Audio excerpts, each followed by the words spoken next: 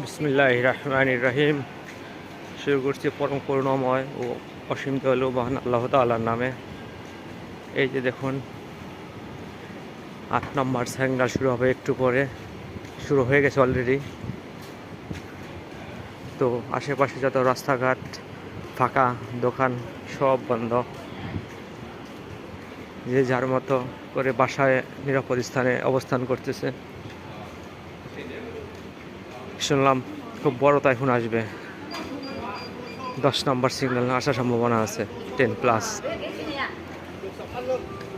খুব ব্যস্ত শহর হংকং, কিন্তু এখন টাইফুনের কারণে নিস্তব্ধতা, নীরবতা করতেছে। এই যে দেখুন ম্যাকডোনাল্ড বন্ধ, একটা দুইটা হাতে গোনা একটা দুইটা দোকান খোলা আছে, আর বাকি সবই বন্ধ।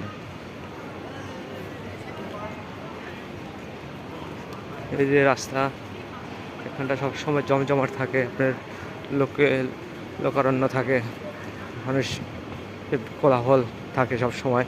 কিন্তু আজকে একদম ঠান্ডা, নিস্তব্ধ, নীরব। ঠিক আছে, ভালো থাকবেন সবাই।